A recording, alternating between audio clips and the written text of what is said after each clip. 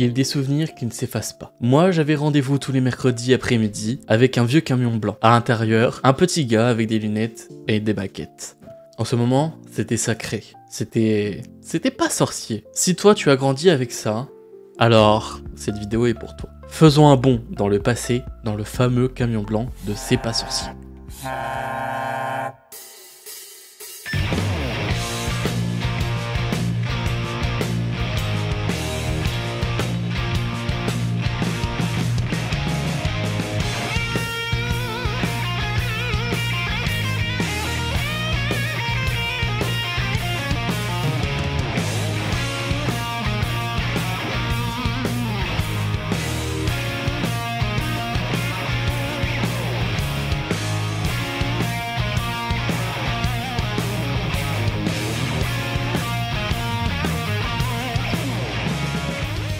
C'est pas sorcier, c'était beaucoup plus qu'une émission. C'est 21 ans de science à la télé, 559 épisodes, en passant des volcans aux étoiles, aux trains, à des neurones, mais surtout une façon unique de nous expliquer le monde. Et le secret, bien sûr, c'était ce trio magnifique. Fred qui posait les questions qu'on n'osait pas poser quand on était petit. Merci, ça va déjà mieux. Alors ici, nous sommes à l'observatoire de la Côte d'Azur, juste au-dessus de la ville de Grasse, et c'est le seul endroit en France. Jamie qui expliquait avec ses mots simples et ses explications grâce à ses maquettes. Et alors évidemment, depuis, elle a beaucoup changé.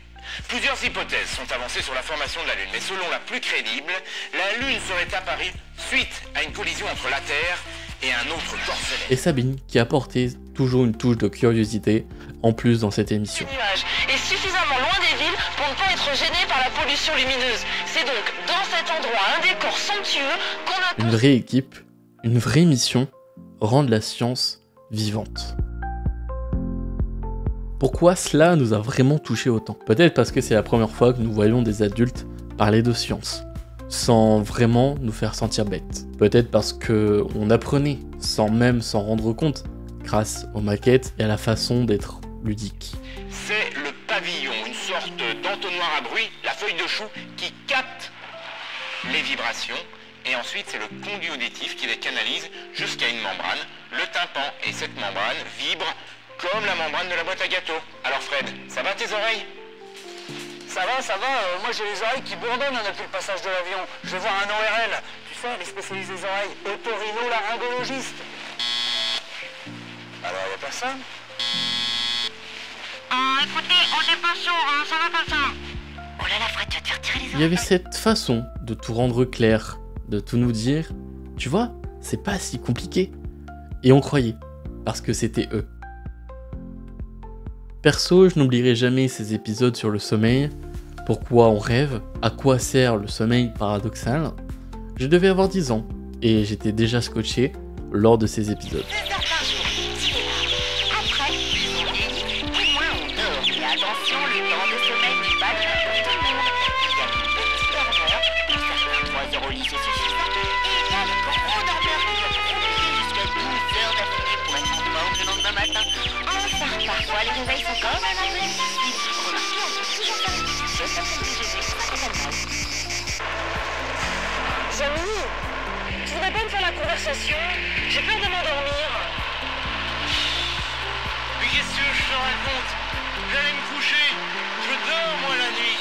Ah bah tiens, justement, explique-moi pourquoi le soir, à la tombée de la nuit, on a envie de s'endormir. Merci. Ah tiens, mon premier client. Il y a aussi ce fameux épisode sur le système solaire, avec les planètes sur des rails et Jamie qui tournait autour du soleil.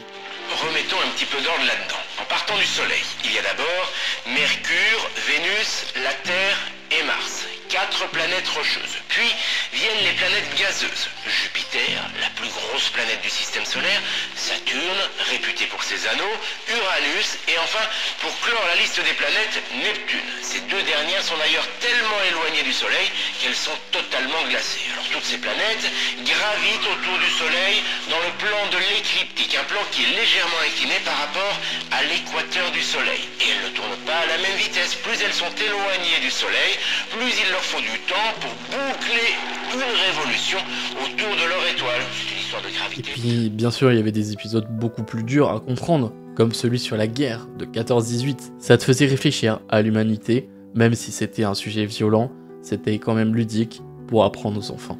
Les causes de la guerre sont multiples, mais à l'origine, on peut quand même dire qu'il y avait une histoire de territoire.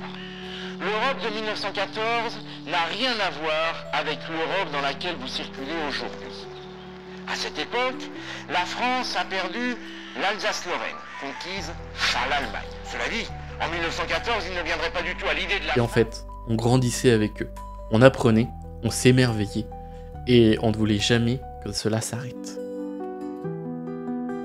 En 2014, malheureusement, l'émission doit s'arrêter. Mais les sorciers, eux, n'ont jamais vraiment disparu. Jamy, par exemple, continue avec ses Jamy sur France 5, et surtout avec sa chaîne YouTube, Épicurieux. Salut les épicurieuses et les épicurieux. S'il y a un endroit dans la maison où l'on pense être à l'abri des microbes, c'est bien la salle de bain. Regardez autour de moi, c'est nickel. Et pourtant, cet endroit est un vrai nid à microbes. On y trouve même l'un des plus petits animaux du monde.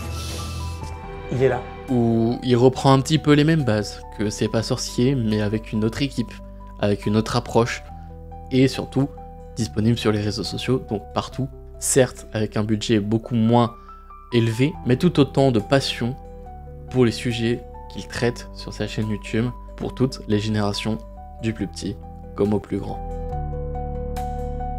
Et toi aussi, si tu veux revoir tous les épisodes qui t'ont marqué, une bonne nouvelle, ils sont tous là sur la chaîne YouTube gratuitement, sur la chaîne officielle de C'est pas sorcier. Et tout ça, tu peux les retrouver directement dans la description. Alors, merci à Fred, merci à Jamy, merci à Sabine, merci de nous avoir fait rêver, d'avoir allumé une petite lumière dans nos têtes. Merci de nous avoir dit la curiosité n'est pas un défaut. Si toi aussi, tu crois encore que comprendre le monde, c'est le début pour mieux changer, alors like, partage, commente ton épisode préféré et surtout, n'arrête jamais de poser des questions. La science, c'est pas sorcier, mais c'est magique quand on la comprend.